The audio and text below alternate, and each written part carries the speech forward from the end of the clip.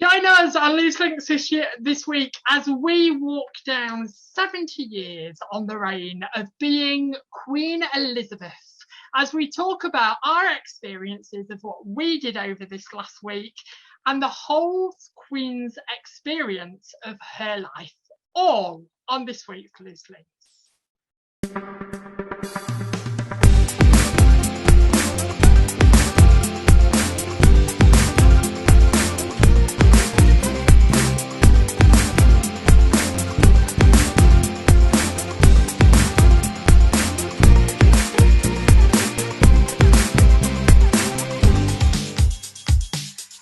Joining us by royal appointment this week, joining me, Nicholas James, is Sanjay Hitwell, Rachel Penny, and Jason Lambert. As we share this week, we are dressed to visit the Queen as we celebrate as she has celebrated 70 years. But we ask the questions that are in everybody's minds at the moment. Now she's hit that Jubilee, is it time for the Queen to step down and someone else to step forward? We also talk about our favourite moments of the Queen and also how we celebrated the Jubilee over the long bank holiday weekend. All that on this week's Loose Links. Good evening, panellists. Good evening.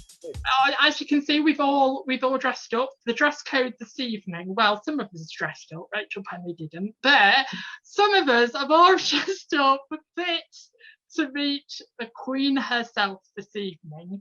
But as you know, there's only one Queen, and it's not me. But we are going to talk about her 70 years of reigning this evening, and the whole show is dedicated to Her Majesty's herself. As we walk down memory lane of 70 years on that throne, find out what we think and what we share about Her Majesty herself. Good evening, panellists. Good evening. Oh, you all sound amazing to be here. Can I try that again? Good evening, panellists. Good evening. How are we all? Are we all right? Yeah. Is it all? I feel. Do you know? One of my things is I love a man in a suit, but me in a suit, I really like. I haven't worn this. Let's show off a little bit, all of us. But I haven't worn this suit for 2 years, and I put it on for the first time tonight, and I was like, please fit, and it has. Rachel Penny, let's see you. Let's see what. I don't think I need to have a twirl. It took several takes to get me on this seat. So I'm not going off it again. I don't think Jason wants to either. Or Sam. You look like you sat on the bloody throne. Now, behave. It's a royal programme, this is. What about you, Jason Lambert? Are you in a suit this evening? I haven't got my suit jacket on because it's a little bit warm in this palace. How dare you? We're meeting the Queen this evening. How dare you not wear a jacket? Side of me. What about you, Sanjay Hitwell? She suddenly be thrown in the midst again because the panellists really backed out? Yeah, so. I was kind of like thrown into it, and I was like panicking. So, with some help from my friends, went through all my props and made my little fascinator, and got my wig on and everything, and here I am. Rushing around last minute. Welcome. I'm really excited about the show actually because. I think a Jubilee. No, I'm getting started already. But let's start, as we always do, because it's your show as well as ours, on last week's poll results to the show that we had. So the first poll that was given out was, do you think Boris needs to step down? 66% of you said yes, but 33% of you said no. With one comment from Andrea Lavender, most definitely the crowd in London today said it was booming at him while he went down into St Paul's Cathedral. He's done nothing but lie to us. #Partygate, etc. and much more. So thank you for that, Andrea. Thank you for your comment there. You do realise that's Anthea Lavender. Anthea, sorry Anthea, if you're watching, Anthea, Sorry about that. And second poll, do you think when it comes to domestic abuse, the man is always looked automatically as the predator? 93% of you said yes, 6% of you said no. Diane Francis has commented saying perhaps the Depp and Heard case will make a bit more careful, should have made it a bit more careful than they actually did. And the last poll was, do you think as we get older, we are more in control of our emotions? 90% of you said yes, 10% of you said no. Keep commenting on our polls, keep voting on our polls. Your say, as well as our say on the show, is just as important, that your voice heard as well as ours. Now, for the shout out this week, we've had a few people post on our Facebook page. Julie Lee has, evening Julie, if you're watching, has shared the Nightlife Cafe Lincoln, saying when they are open, the time, if you want to give them a ring. They've got a text service where you can text them 24 hours a day and a telephone number at the end of it. Zoe Addison has shared, thought the group might like this. Good evening, Zoe. The Queen's Platinum Jubilee picnic in the Diamond Park was Saturday the 4th of, I can't get the words out tonight, Saturday the 4th of June. If you did go and enjoy it, post on our Facebook page if you did take any pictures and stuff like that. And the other shout out that I wanted to do, even though it's already done, is, and I sort of want to give him a bit of a special mention, really. So if you are watching tonight, you're going to find out who you are. But Moreland Crescent Street Party, everyone welcome, non-stop party with DJ Ash and a huge outdoor disco. Can I just say, hats off to Ashley Hill, who organised that, because he organised it, paying the whole thing from his own wages, and he entertained the whole street.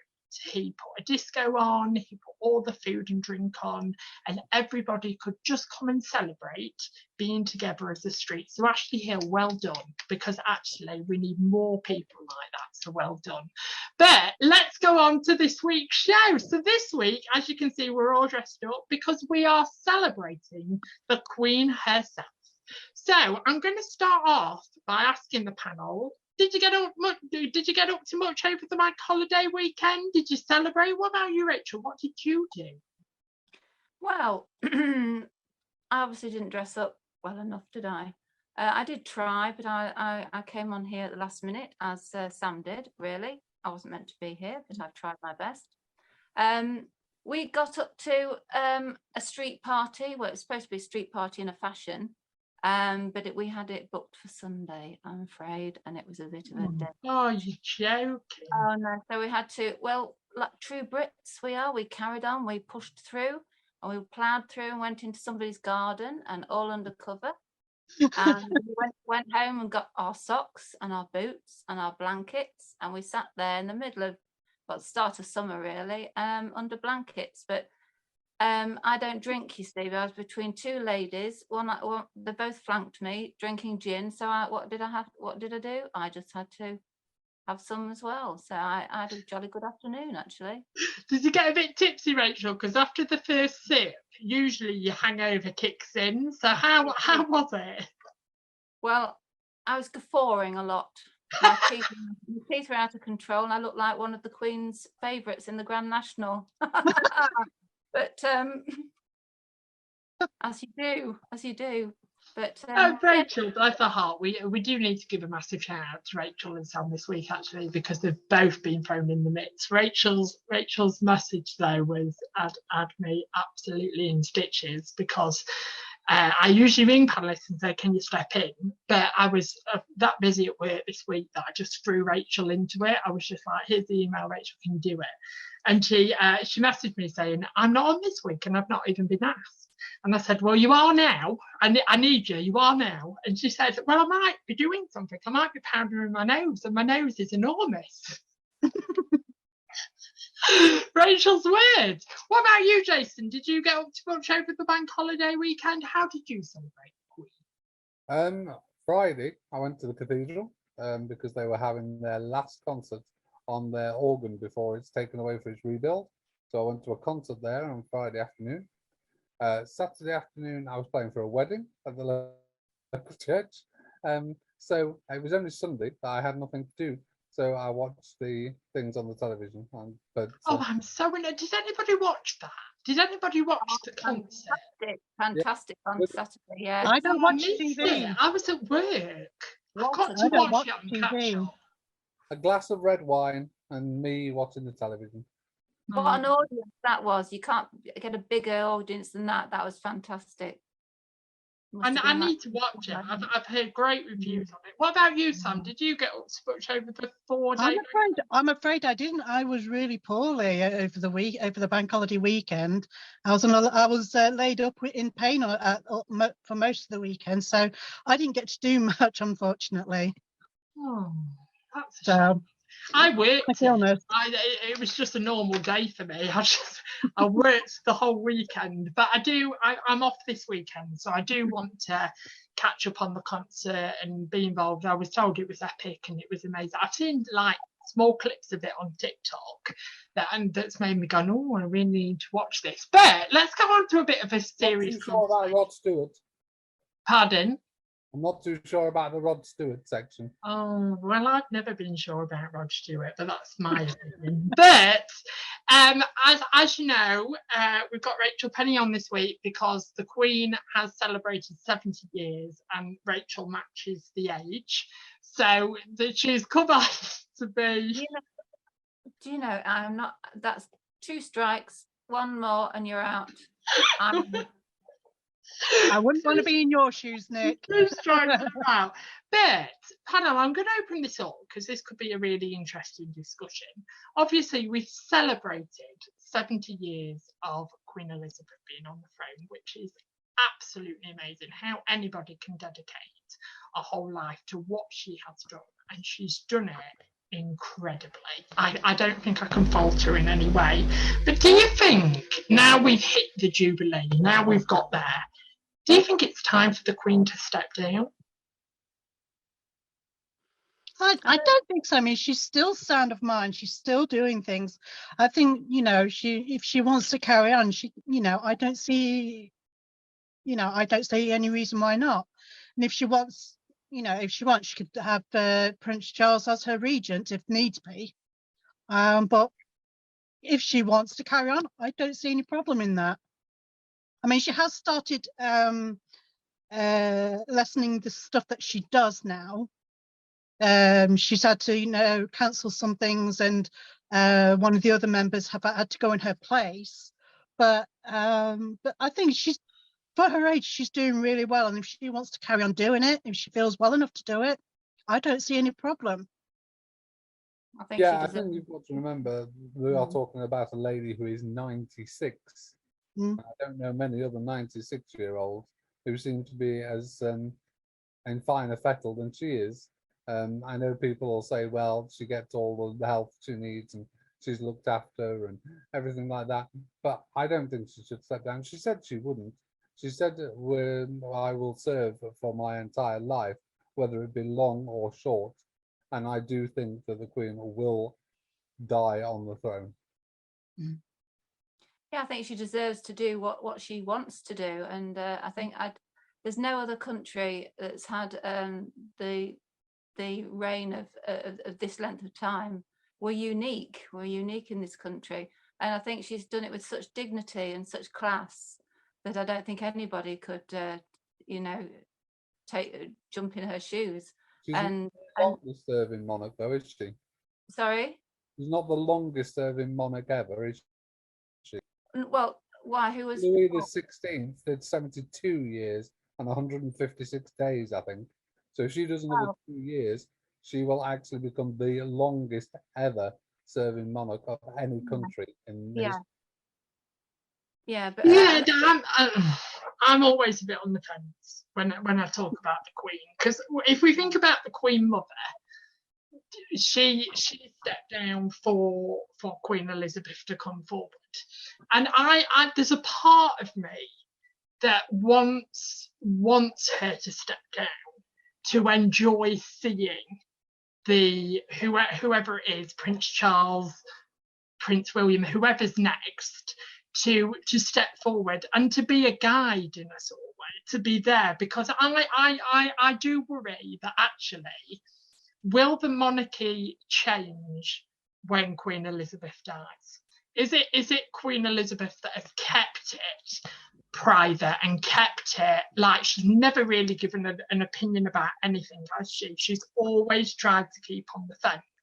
And actually, when we've talked in the show before about control in our lives, and actually we are most distressed when we feel out of control, do you think it's partly she doesn't want to let go of the reins? Maybe she feels she wants to let go of the reins, but just it's been her whole life. How does she let go of it? How does she step back?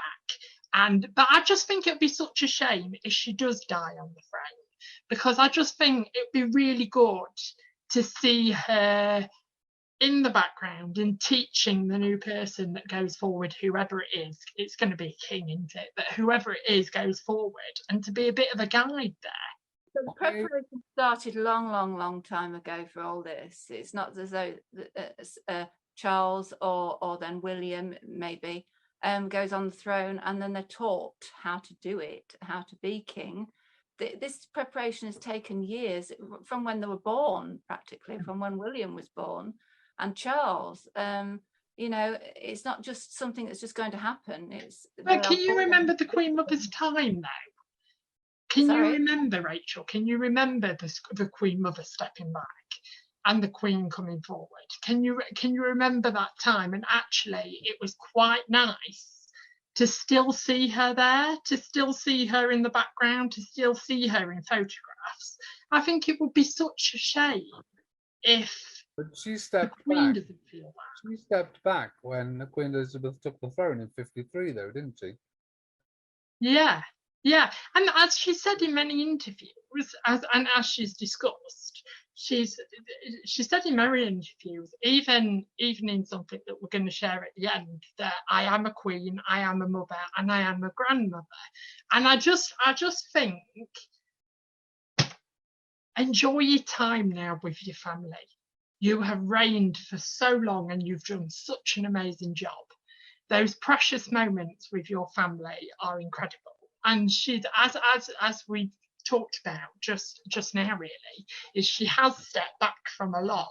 But I do have in my mind, is it that she cannot let go? She's just got something in her head I think it's more of a habit of a lifetime, because she's always been busy. I mean, look at what she did during World War II. I mean, she did what she could during World War II as well. So, it's something that for her to step back, I don't think it's something that she can do. I think she'll probably not cope stepping back, because it's what she's been doing all her life. And like I say, it's like a habit that that she's always busy. So well, it was what Charles said at the Platinum concert on Saturday, wasn't it? When he said, "What gets her up in the morning is you, her people, who she lives to serve." He said that is what gets my mother up in the morning, to serve you, her people, who she has served for so long.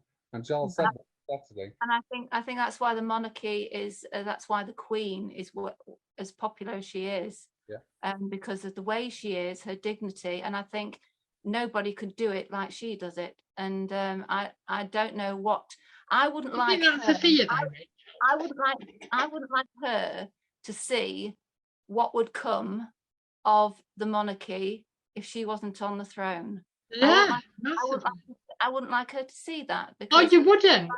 I think it would change dramatically, and I don't think it would be the same. And she's been a wonderful monarch, and I'm proud to be British. I'm proud to have her as the head of this country. But I don't. But do you think, right? I'm being really critical here, and I know I'm being critical, but I always try and see both sides of the coin. I always try and speak of both sides of the coin. But we are in the year of 2022 now. Do you think actually the monarchy does need to change a bit? The monarchy does need to modernise. The monarchy, and I think there's more. I completely get why she hasn't, especially with. I'm not giving my opinion. I've given my opinion on this before, but especially with the Harry and Meghan thing, the Harry and Meghan thing have now somehow moved from royals to celebrities a little bit more than they are the royal family, and that's by their choice. But is that a point in the right direction? Actually, do we need to know a little bit more about our royal family? Do we need to be a bit more insight of what they're discussing and what's happening? And do you think that will change the day she takes her last breath? We have a problem there, don't we? We have an issue there because she is head of the Commonwealth and head of the country. Her government serves her. Now, if a monarch decides they're going to give really, really detailed insights into what they're thinking and doing, that will be seen to be influencing the government. And the whole point of democracy is that's never the way it's worked in England. And she has always remained without saying anything. I mean, if you're looking at the Meghan and Harry, did she reply? No, she didn't. She didn't give her feelings on it. She didn't say what she felt. She didn't criticize them. She said, I will welcome them into the family with open arms. I think you've got to be careful, because if you want to see what they're talking about, how much influence does that then laying onto the government when they're meant to be independent of her or the monarch? But as people, we are fascinated, aren't we, in the different way of the royal family.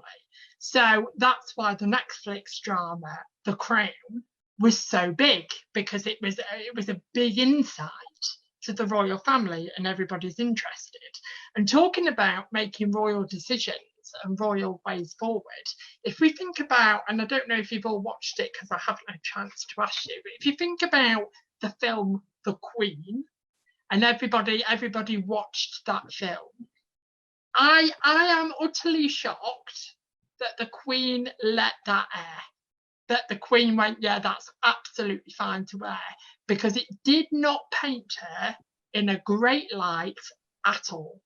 Over the whole Diana death, over like, we got an insight that on this film, the Queen was going, no, I'm not going outside. No, I'm not talking to my people.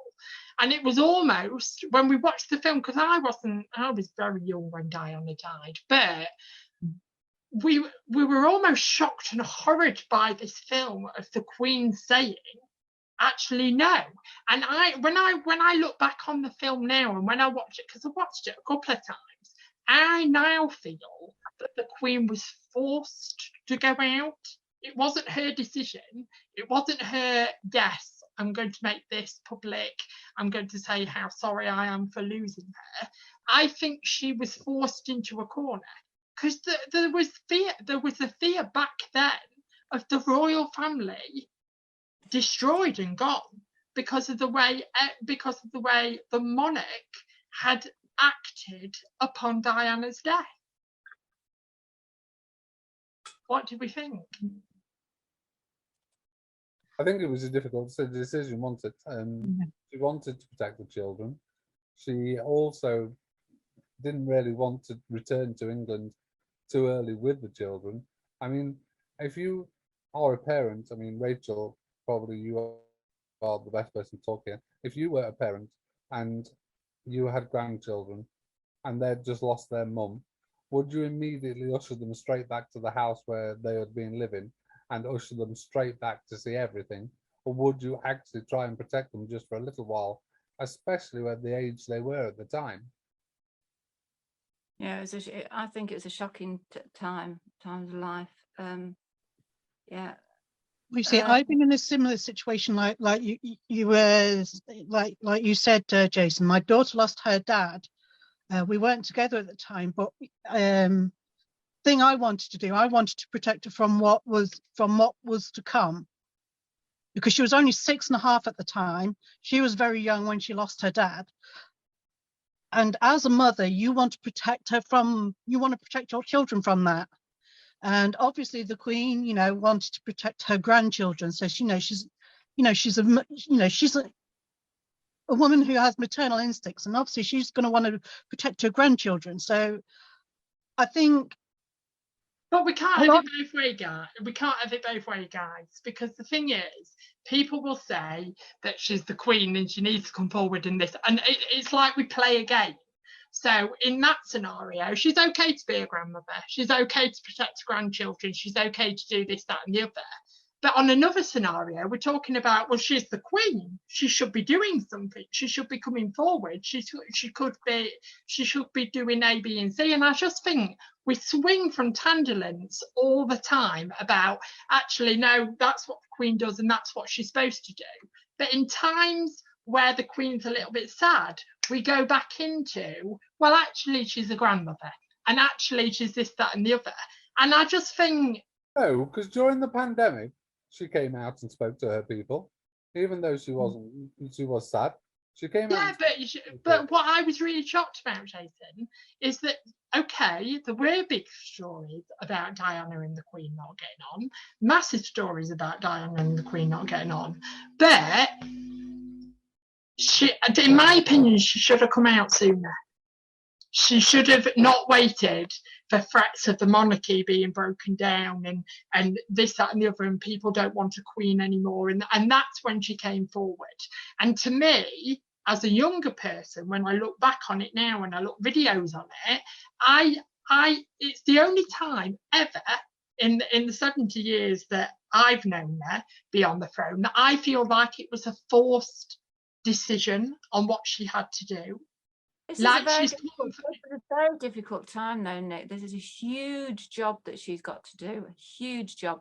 And Diana was the people's princess. Yeah. So I think to a certain degree, she was allowing the country, without her interference, she was allowing the country and Diana's family, not just her, to have their time. And she came in when she was asked to come in. She didn't push herself forward.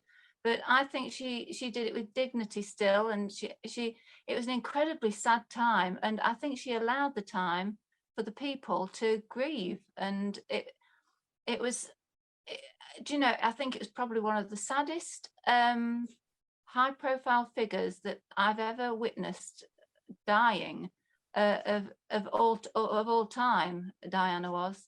I can remember the time, but this is not about Diana. This is about her reign and how well she did it. And I don't think she could have done that any better, quite honestly. I think we feel comfortable and more confident when the Queen has spoken to us. I know that when she spoke about the COVID, over the COVID time, I actually felt much more calm about the whole situation once the Queen had spoken than anybody in the government. When she came out and said, we will meet again, we will get through this. Yeah, that made me cry. So much more relaxed and so much more at ease, because I thought, she's told us we're okay. I think that also the fact that she followed the pandemic guidelines and rules and everything. I mean, look at when it was Prince Philip's funeral. She sat there on her own. That was devastating. With her mask on. That was devastating. I mean, she was asked if she could have someone sitting with her, but she was like, no, we've got this pandemic, we've got to have the, Yeah, space. She followed, even at Prince Philip's funeral, she followed the pandemic rules, and that's, she led by example on that. And I do feel that she did. And to praise her, as I say, I look at both sides of the coin, and to praise her as well in the aspect of losing the love of her life. Yeah. And she went into mourning. But if you think about that, the mourning wasn't very long, was it? I can't remember. Was it 4 weeks? 3 weeks. 3 weeks. And then she had to come back. And I don't know if you guys see it, but I just see a sadder Queen now. I just see somebody that feels like she has to be there. She has to do it. She has to go forward. But actually, we've talked about grief on the show before, and how grief can affect you for years and years afterwards. And to just say to the Queen, you're allowed 3 weeks. 3 weeks of just being on your own, contemplating, understanding what's happened, and then you are bound to duty again. You have got to come out. Do you agree? Do you think that we see a much sadder Queen than we did 5 years ago? Well, I think that she's probably, you know, she started, obviously, you know, when Prince Philip died, I did notice that she was doing less. She was like sending Charles or William in her place a lot more. So, you know, I do think, you know, she's still grieving, you know, they were married for such a long time.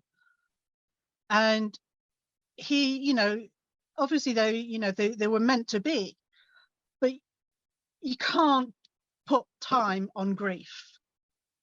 You know, you cannot put time on grief. Grief is something that stays with you for life. So I do feel that since he passed away, I do feel like, you know, she's been doing less and less because she hasn't got her life companion by her side anymore. Rock.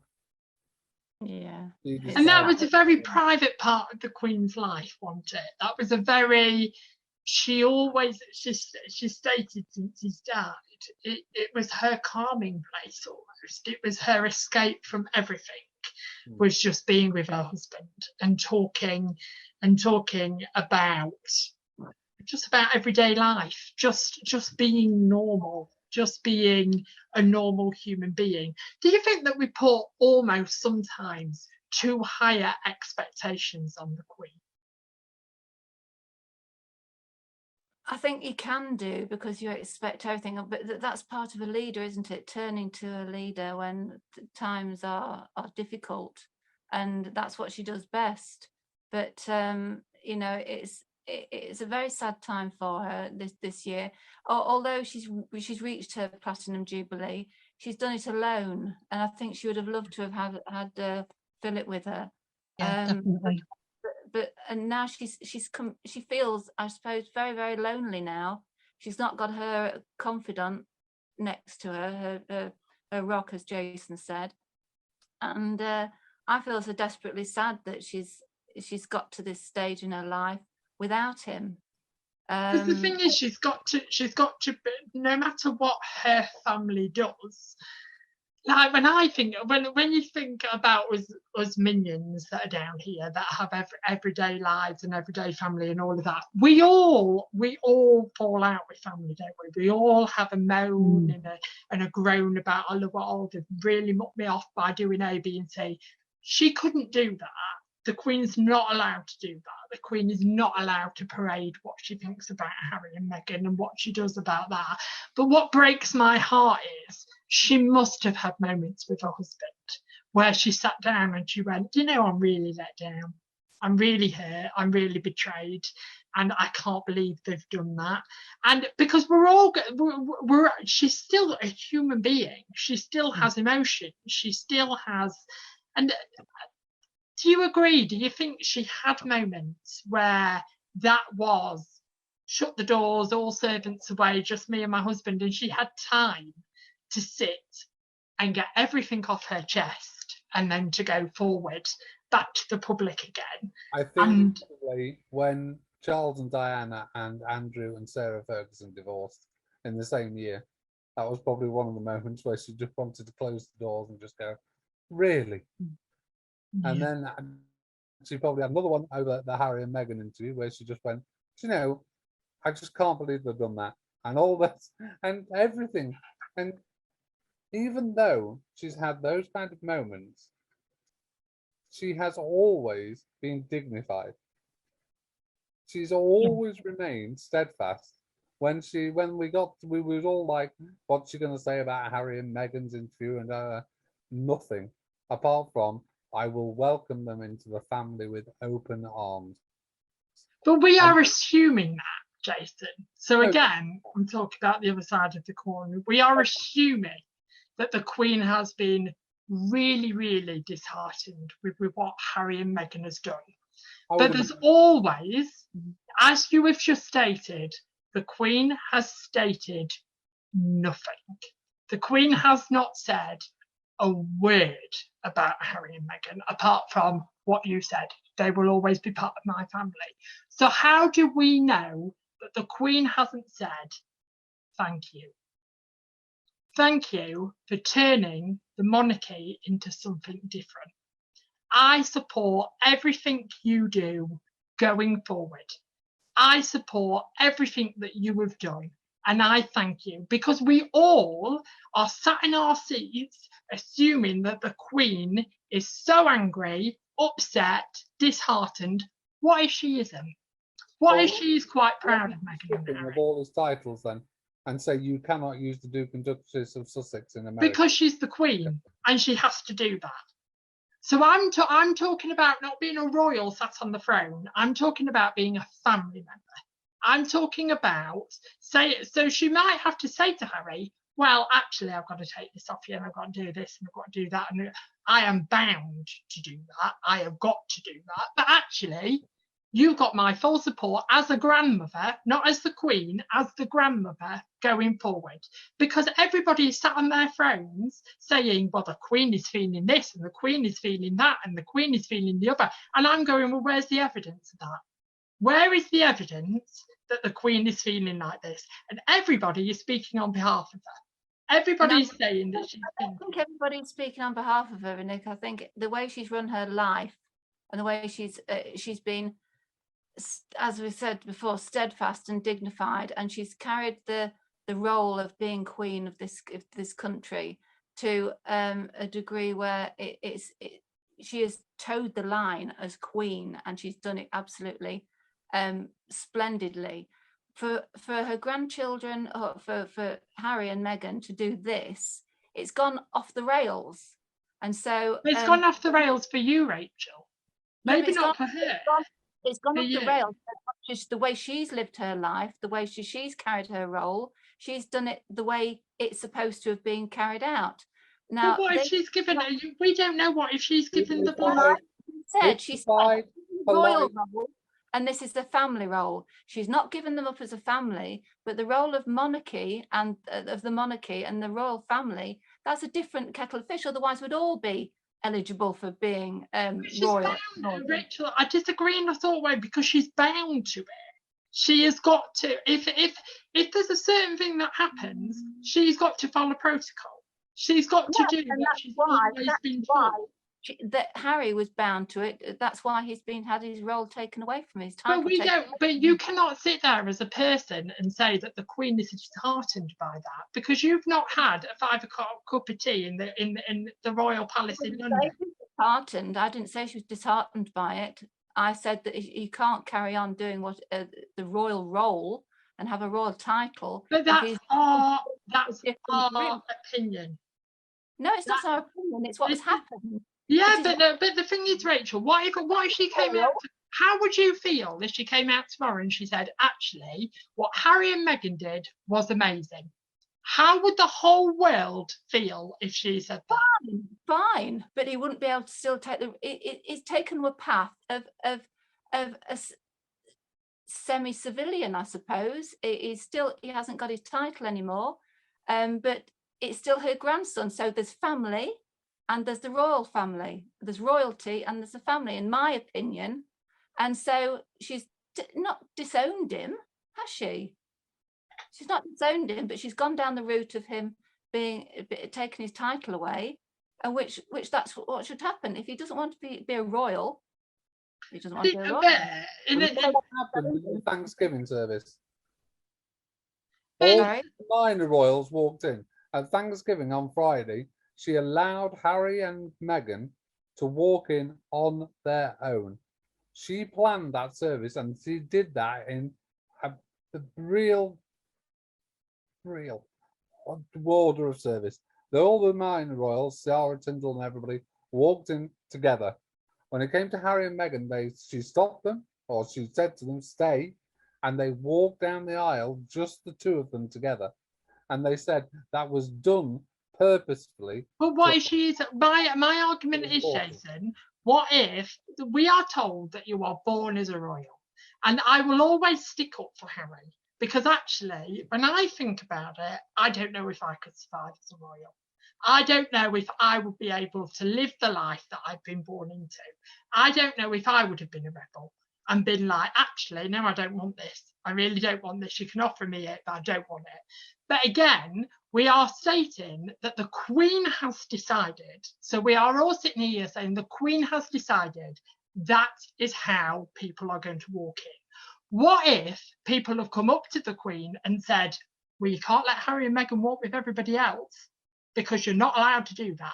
Because What if she is bound to, we're planned- talking about the Queen. The Queen doesn't just make a decision like that. No, She's she had planned. thousands of people. She planned the Bristol Jubilee down to the last minute to send items like this. She plans. But that's what we. So the Queen has said that. The Queen has stated that she had planned the Jubilee, and that has come out of her mouth, not press, not anybody else. Her mouth. She plans it. Do you think Massive that import. anything would have happened and she'd witnessed this and she hadn't agreed to it? Do you think she wouldn't have agreed to anything that actually happened? Of course she Well, did. She's all a queen planned. though, Rachel, because we've talked about Harry and Meghan and the protocol and this, that, and the other being that she's still to protocol. She's still the Queen. She's still to protocol. She still has to. She's running the country, so she can't favour either side. She can't be in that. But she wants to keep the monarchy together. She wants to keep it going. And we're sat here saying, well, actually, Harry was born into this. Harry should have done this. Harry should have done that. Harry should have done the other. Well, the same will be happening to the Queen. The same she will be. You're not telling me she has not been told or taught, like you have said to me, about William, about Harry, about everybody else, how she has to be Queen, what she has to do to be Queen. No, that's why she has royal advisors, and they sit down together. Of course they do. Have your say. We'll move on, but have your say. Can you remember the first time that you heard about Queen or saw her on the television? Can you remember your very first time? Right, Rachel, let's go to you. No, I've always been brought up with we used to hear the this shows a little bit of age, this does. At the end of not that I was up that late when I was that young, but when the television, we only had 3 channels when I was little, and then Channel 4 came in. So three buttons on my TV we had, and then at the end of the because programs didn't run all night, it finished. The service finished, and then you got the national anthem at the end of the night. So then you needed to turn the telly off. But the only time I can really remember when I was younger was when the Queen did her speech on Christmas Day, and we'd all finish our Christmas dinner, and we'd say, "Oh, the Queen's here." We'd stand up. And did you? In your front room, you stood up at the dinner table. Yes, when I'd finished the dinner, and it was 3 o'clock, and it was lovely. It was like my memories is very similar to that. You see, when I was growing up, we always at Christmas time, for as long as I can remember, we'd watch the Queen's speech with everything, open presents, da da da da da, and then my mum would be like, "Oh, Queen's speech, let's put the Queen's speech on," and we'd all sit and watch the Queen's speech together. But as we got older, teenagers, and you go, and when you get to teenagers, it's like, "Oh no, that's not my thing." I remember I used to go and spend my time in my bedroom, but when I was before teenagers, I do remember watching the Queen's speech on Christmas Day. I think that's probably my earliest memories of the Queen. To be fair. I think we love that, don't we? That's been the tradition, I would say, for 70 years. That's been an absolute tradition. Do you think we look forward to hearing from the Queen on the day? Because also she's the head of church, the Church of England. Do we look forward to hearing from her and what she has to say on December 25th? Jason, let's go to you first. Yeah, I think we do. Obviously, she winds up the gear. She thanks people for this, for that.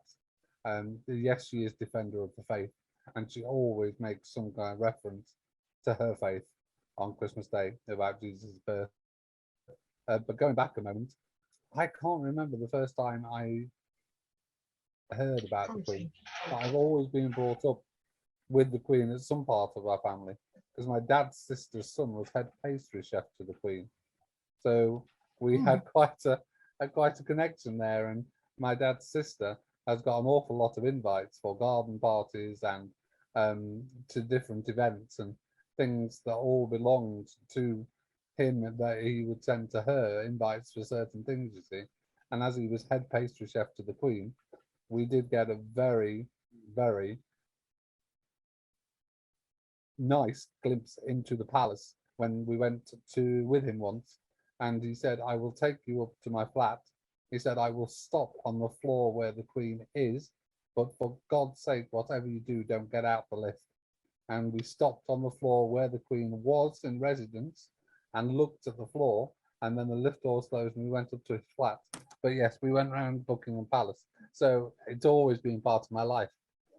But she does try it. She does try and get in with every day as well. Can you remember the James Bond scene with the Queen? Yes, I'll never ever forget that. I just thought, that was brilliant. wow, she's real. And Do you know what I Paddington mean? Bear on Saturday. Pardon? And Paddington Bear on Saturday. Oh, see, I haven't seen it yet. Not seen it. I need to see it. Even though I do talk about the royals and I do favour Meghan and Harry, and everybody knows I'm the Meghan and Harry team.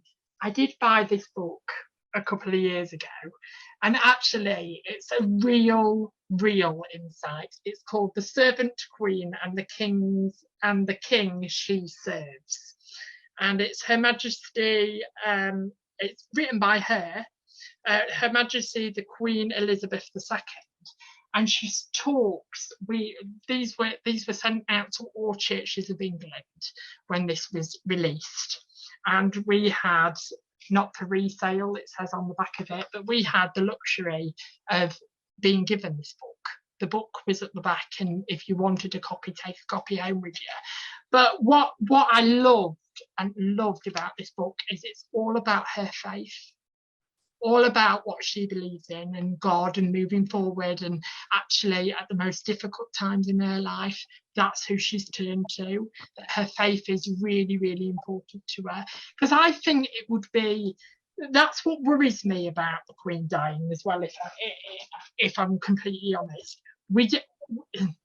Another person, to me, if you run the Church of England, if you are leader of Church of England, you've got to have a faith. And it does panic me that we go forward to the next king and he doesn't have a faith and he doesn't believe. But he's still got to lead from the front. He's still got to lead from the Church of England. And that panics me. What about you, Jason? I know you're a church person like you. Does it worry you? It does worry me. But if you look at the coronation service, for the last 900 years, the person is always made ahead of the Church of England, and that's part of the vows that they take at that time in Westminster Abbey, to actually be defender of the faith. So I think unless it's rewritten for either Charles or William, I don't think that will change. But it's what worries me with Charles is he's a lot more outspoken than his mother, and he's been quite outspoken on the climate issues and hugging his trees and talking to his plants. Do you think though, Jason, as well, I'm sorry to put in there, but do you think that there's a part of me that feels, and again, nobody actually knows because we'll never get the opinion from the actual Queen, but I think she fears about Charles being king, and I think that's why she hasn't stepped down. I fear why she hasn't come back. I fear Charles being king. I would much rather it bypass to William. But Charles really wants it, doesn't he? Charles does want it. Well, Charles has wanted it all his life. He resents his mother, doesn't he, for staying on the throne for so long. I mean, if you think he's 73 now, if the Queen lasts another 4 years and makes it to 100, that'll make him 77. They've said it will take 2 years from her dying before a new coronation happens. That will make him 79, which means he won't take the throne until he's 80. And then where do we go from there? Do you agree, Rachel? Do you think that there's a bit of fear of the person that's going to step into her shoes? Do you think that's partly why she's still sat on that throne? Possibly. I really don't think the people's choice would be Charles. I hope he gets to the point where he's too old to actually take it on. But if you saw at the Jubilee celebrations, it was so fabulous and so majestic outside Buckingham Palace when the concert was on. But the actual row audience, the royal audience, was Kate with with two children, and then William. William looked the part. He looked the part. He looked, you know, every bit a king that could possibly be. And I think he and Kate would be the people's choice, and that would be something that would be. And I think the Queen would endorse that if you know, if she was asked. But if she was, if you know, in a private, I think possibly her and Philip have probably had that conversation. You don't know, but they looked every bit of he looked every bit of part of the King and Queen that he's had private lunches and afternoon tea with the Queen, hasn't he? She's had an audience with William every Friday. Every Friday she used to have private audiences with William. There's just something about William and Kate that warms your heart, isn't there? There's just something where you think, actually, if they sit there, it's going to be. I feel William and Kate are more. I feel more. They're more relatable. I feel like William and Kate are more relatable. They're kind of. They know, obviously, because they're in like the same. You know, I'm actually about just a few weeks older than William, so you know. I think with our generation, I think he will probably do better being king than his father would. I think you know, my personal opinion is I think it should go to William and Kate, because I don't think, I mean, like you say, he's going to, like you said, you know, he's going to be getting on a bit. By the time he gets on the throne, he's going to be getting on. Do you think we're just? I don't know. If someone said to me, why are you thinking William and Kate? Why have you come to that conclusion? And the more I think about it, there's just something about thinking, actually, take your throne, where I think there would be anxiety if I heard Charles was sat there. If I heard Charles was going to take it. They give this a dignified royal feel about them, don't they? They are from Diana and the Queen. The Queen, they've got the element of the humanity with Diana and for the people, and they've got that dignified silence that they keep when things go wrong.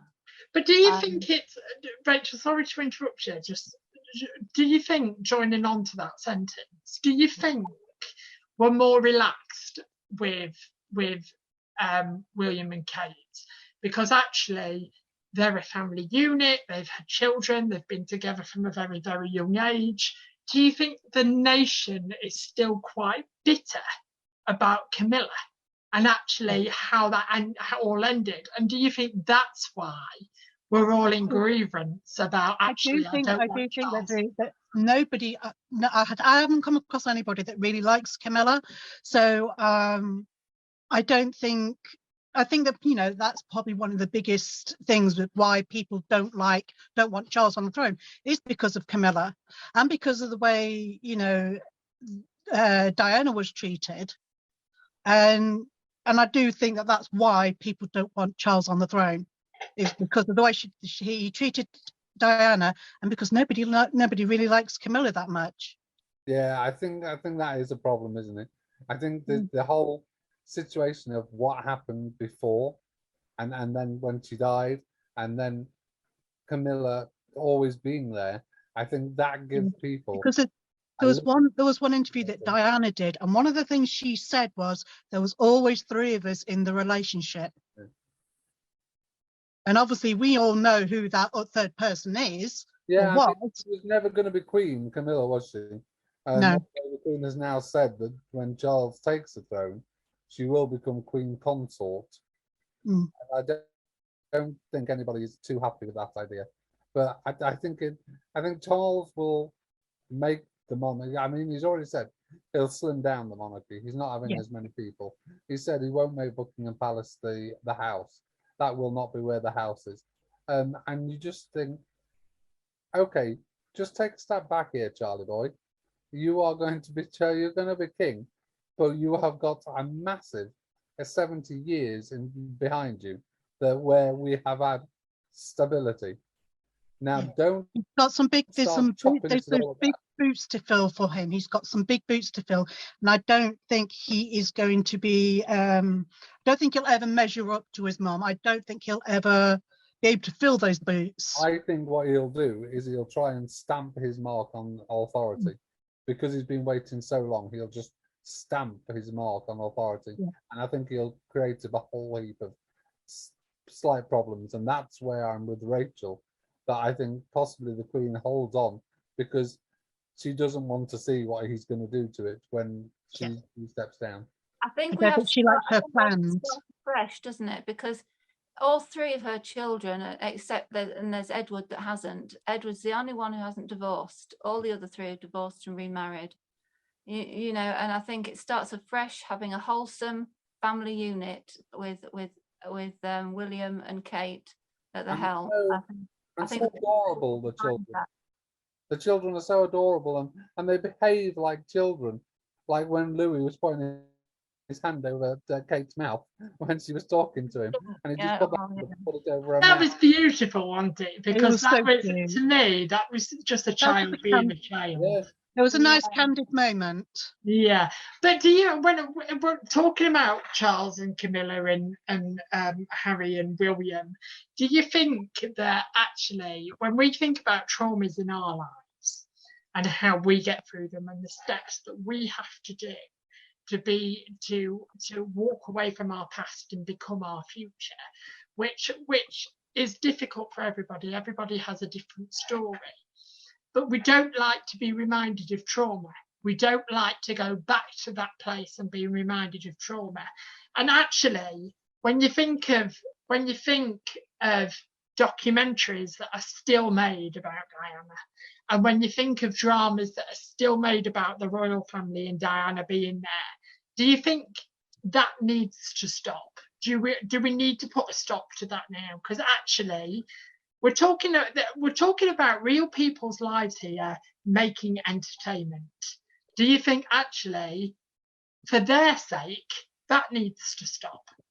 See, I always have this belief that everybody deserves a private life, whether you're a celebrity or royal family. So, you know, they're human. Everybody deserves to have a private life, have their private opinions that they talk to the nearest and dearest about. But everybody wants to know everything about everyone.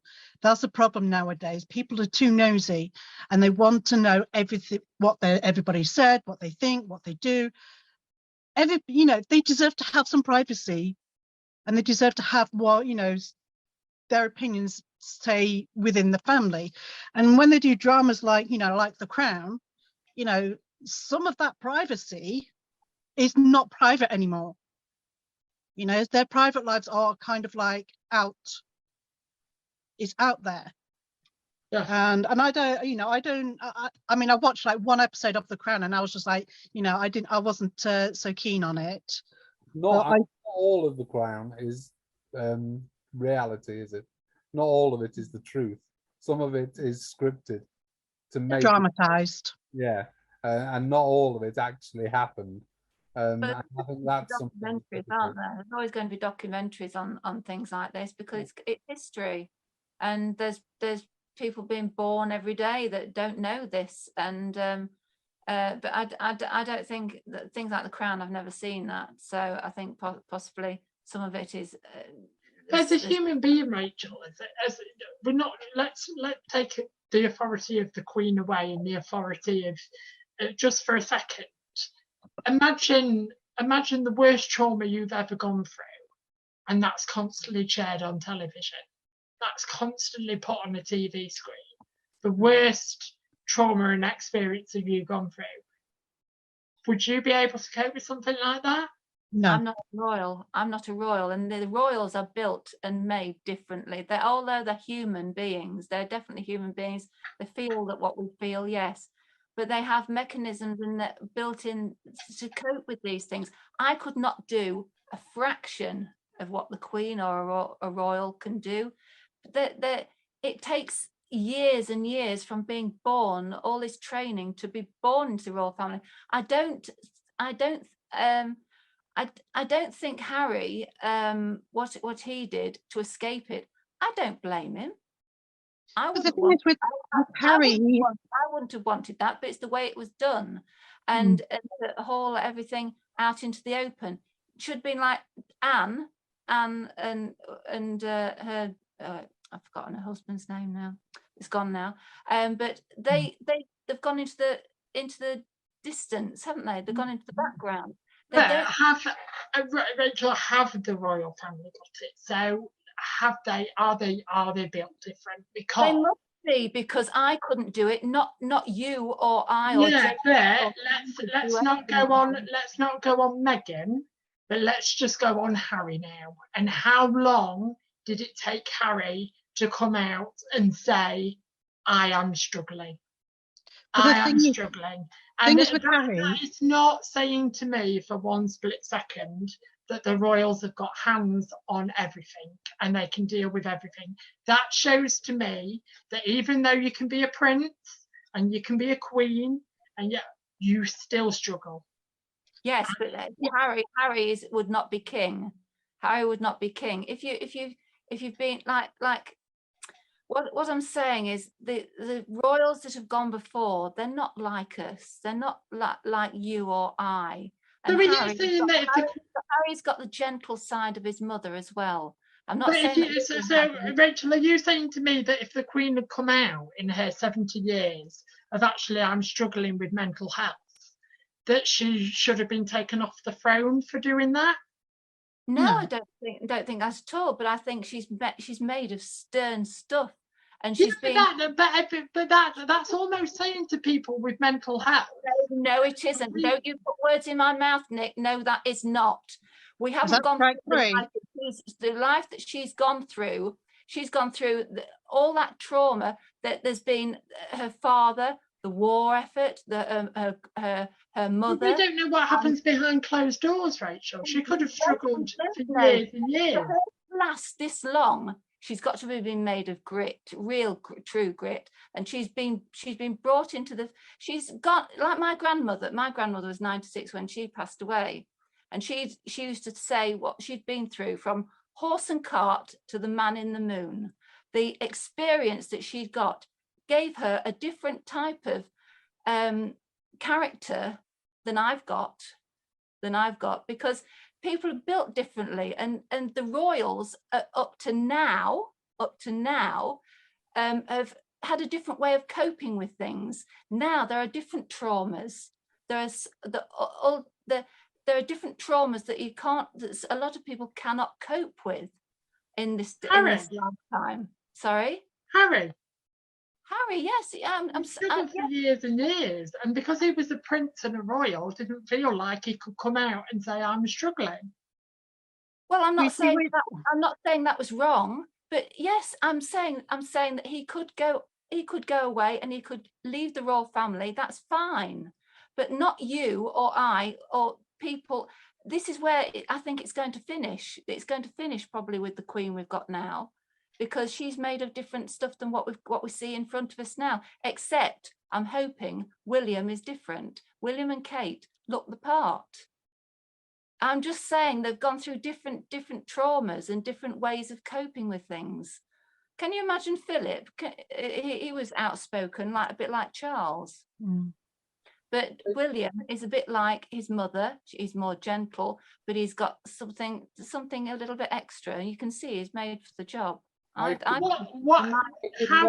would we feel then? Like, so like William takes the throne, how would we feel William taking the throne and then 3 or 4 years later? I actually think it's quite powerful for the royal family to come out and go, I'm struggling, because I think she's got the most.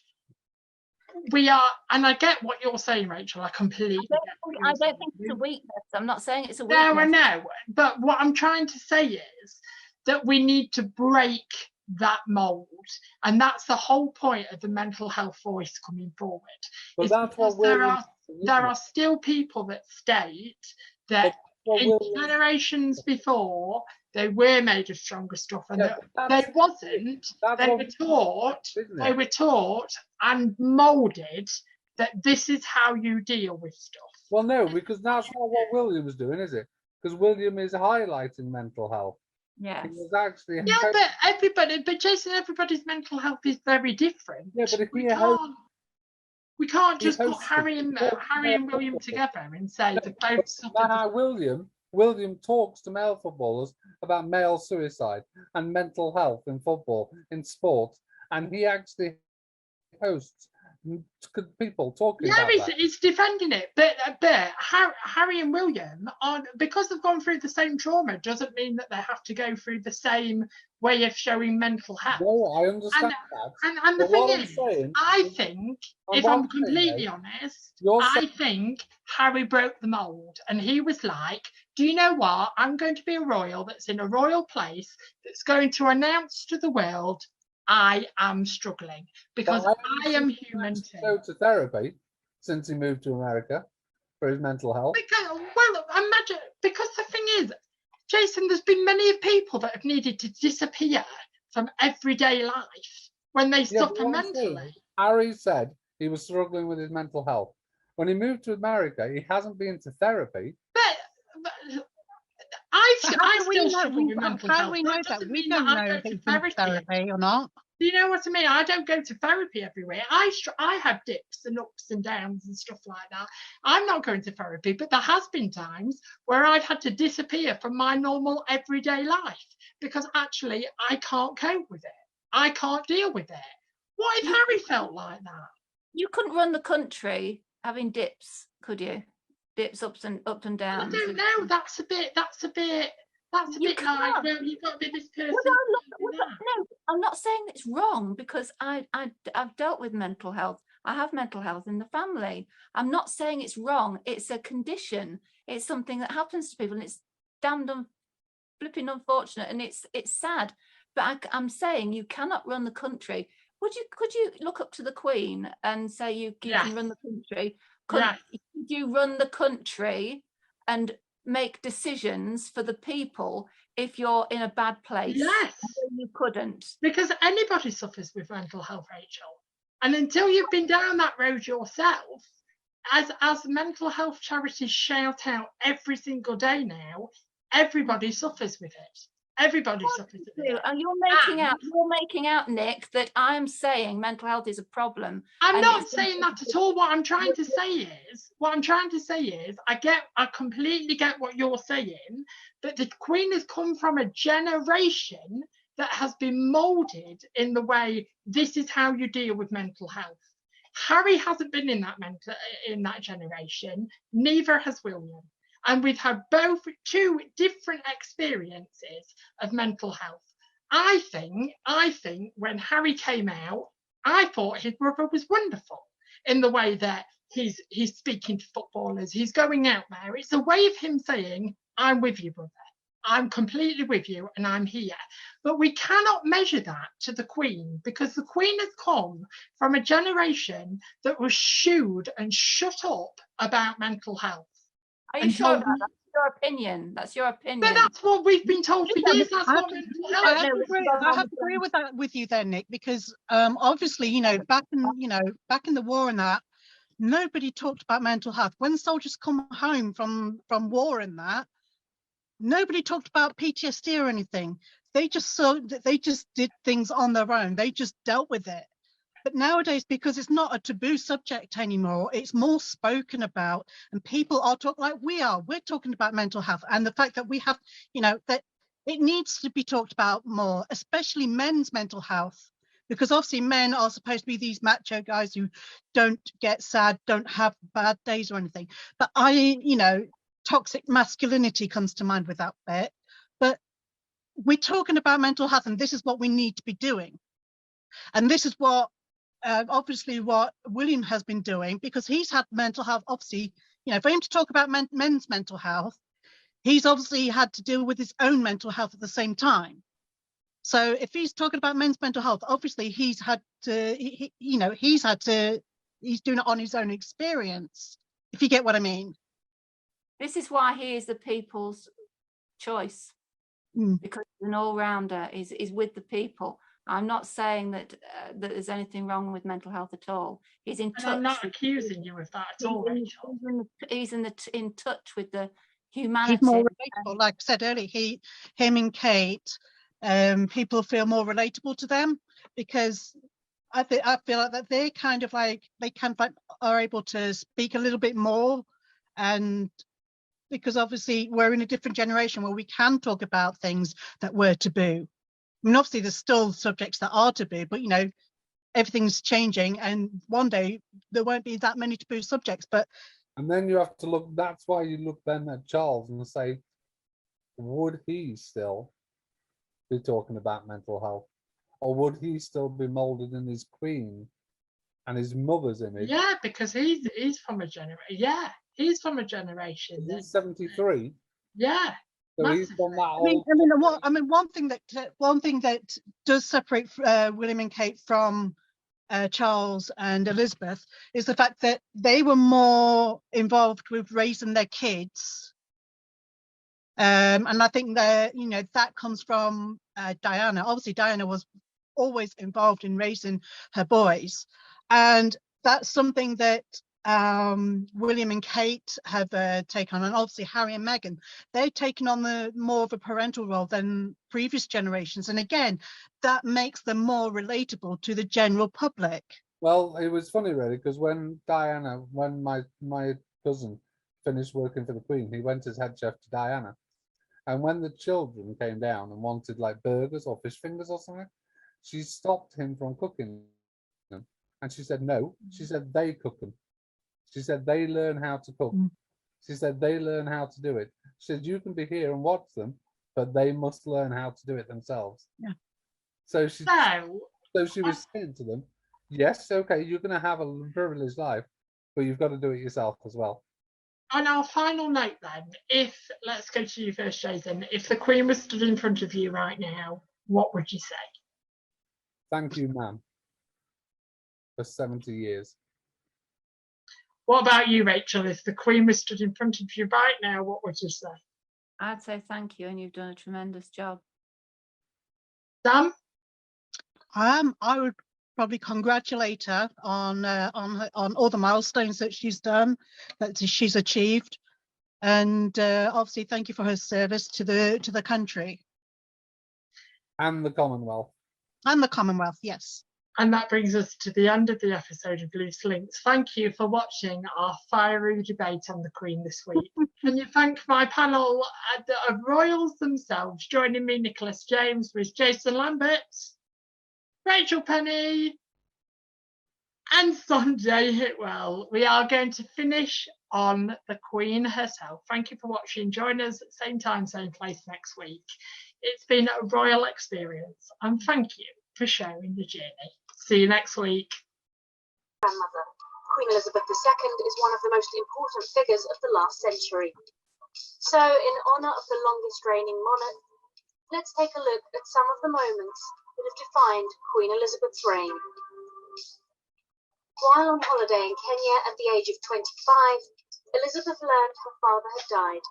She was instantly thrown into the global spotlight, and in spite of her grief, didn't miss a step. She was later named Time Magazine's Woman of the Year. When she became queen, few could have imagined the lengthy and successful reign that lay ahead. Her coronation on June 2nd in 1953 saw more than 8,000 guests packed into Westminster Abbey to witness a new Elizabethan age.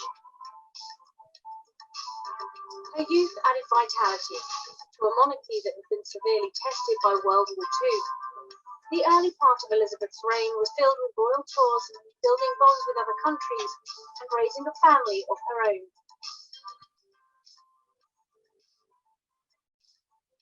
When it came time to mark her silver jubilee, an audience of 1 million took to the streets of London to see the royal family in all their glory.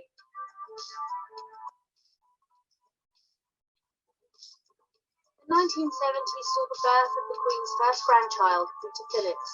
Today, she has 8 grandchildren and 8 great-grandchildren.